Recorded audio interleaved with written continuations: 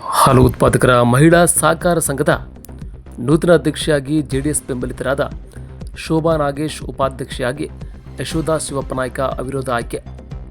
ಹೌದು, ಸಾಲಿಗ್ರಾಮ ತಾಲೂಕಿನ ಚಿಕ್ಕಬೇರಿಯ ಗ್ರಾಮದಲ್ಲಿ ನೂತನ ಅಧ್ಯಕ್ಷ, ಉಪಾಧ್ಯಕ್ಷರ ಸ್ಥಾನಕ್ಕಾಗಿ ಇಂದು ಶನಿವಾರ ಚುನಾವಣಾ ಪ್ರಕ್ರಿಯೆ ನಡೆಯಿತು. ಒಟ್ಟು 10 ನಿರ್ದೇಶಕರ ಬಲ ಹೊಂದಿರುವ ಸಂಘದಲ್ಲಿ ಅಧ್ಯಕ್ಷ ಸ್ಥಾನಕ್ಕೆ ಶೋಭಾ ನಾಗೇಶ್ ಹಾಗೂ ಉಪಾಧ್ಯಕ್ಷ ಸ್ಥಾನಕ್ಕೆ ಯಶೋಧಮ್ಮ ಶಿವಪ್ಪನಾಯ್ಕ ಮಾತ್ರ ನಾಮಪತ್ರ ಸಲ್ಲಿಸಿದರು.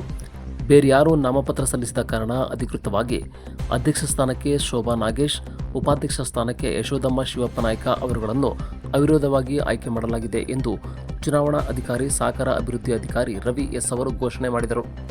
ಈ ವೇಳೆ ಮಾತನಾಡಿದ ನೂತನ ಅಧ್ಯಕ್ಷೆ ಶೋಭಾ ನಾಗೇಶ್ ಅವರು, ಹಾಲು ಉತ್ಪಾದನೆಯ ಗುಣಮಟ್ಟ ಸುಧಾರಣೆಗೆ ಉತ್ತೇಜನ ನೀಡುವುದರ ಜೊತೆಗೆ ರೈತರ ಸಮಸ್ಯೆಗಳಿಗೆ ಪರಿಹಾರಗಳನ್ನು ಒದಗಿಸುವ ನಿಟ್ಟಿನಲ್ಲಿ ಡೈರಿ ಸಾಮಾನ್ಯ ಸಭೆಯಲ್ಲಿ ಪ್ರಸ್ತಾಪಿಸಿ ಸೌಲಭ್ಯ ಕಲ್ಪಿಸಲಾಗುವುದು ಎಂದು ಹೇಳಿದರು.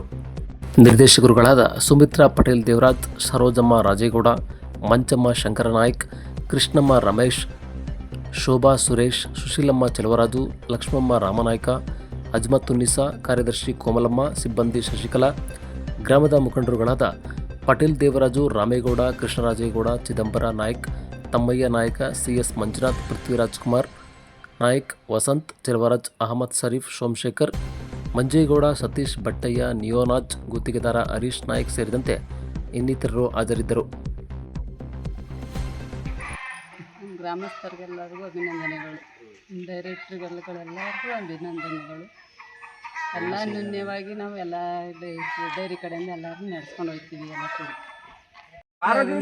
ನಡೆಸ್ಕೊಂಡು ಹೋಗ್ತೀವಿ. ನಾವು ಅಕ್ಕ ತಂಗಿಯರಂಗೆ ಇಟ್ಕೊಂಡು ಹೋಗ್ತೀವಿ. ಎಲ್ಲ ನಡೆಸ್ಕೊಂಡು ಎಲ್ಲರ ಒಂದು ಒಮ್ಮತದ ಅಭ್ಯರ್ಥಿಯಾಗಿ ಶೋಭಾ ನಾಗೇಶ್ ಅವರು ನಾಮಪತ್ರವನ್ನು ಸಲ್ಲಿಸಿದ್ದು, ಅವರು ಎಲ್ಲರ ನಿರ್ದೇಶಕರ ಸಹಕಾರದಿಂದ ಅವಿರೋಧವಾಗಿ ಆಯ್ಕೆಯಾಗಿದ್ದಾರೆ. ಅವರಿಗೆ ಮೊದಲಿಗೆ ನಾನು ಅಭಿನಂದನೆಗಳನ್ನು ಸಲ್ಲಿಸ್ತೇನೆ. ಯಶೋಧಮ್ಮ ಶಿವಪ್ಪನಾಯ್ಕರವರು ಕೂಡ ಉಪಾಧ್ಯಕ್ಷರಾಗಿ ಆಯ್ಕೆಯಾಗಿರ್ತಕ್ಕಂಥದ್ದು ಒಂದು ಸಂತಸದ ವಿಚಾರ. ಹಾಗಾಗಿ ಎಲ್ಲರೂ ಕೂಡ ಇವತ್ತೇನು ಹಾಲು ಒಕ್ಕೂಟದ ಕಮಿಟಿಯಲ್ಲಿ 11 ಜನ ನಿರ್ದೇಶಕರಲ್ಲಿ 10 ಜನ ಇದ್ದಾರೆ. ಆ 10 ಜನರು ಕೂಡ ಒಟ್ಟಾಗಿ ಈ ಒಂದು ಹಾಲು ಒಕ್ಕೂಟದ ಸಹಕಾರದ ಅಭಿವೃದ್ಧಿಗೆ ಒಮ್ಮತವಾಗಿ ಎಲ್ಲರೂ ಕೂಡ ಹೊಂದಾವಣಿಕೆಯಿಂದ ಈ ಒಂದು ಡೈರಿಯನ್ನು ಒಂದು ಉತ್ತಮ ಮಟ್ಟಕ್ಕೆ ತೆಗೆದುಕೊಂಡು ಹೋಗ್ತಕ್ಕಂಥ ಕೆಲಸವನ್ನು ಅವರೆಲ್ಲರೂ ಕೂಡ ಮಾಡಲಿ ಅಂತ ನಾನು ಈ ಸಂದರ್ಭದಲ್ಲಿ ಭಗವಂತನ ಪ್ರಾರ್ಥಿಸ್ತೇನೆ.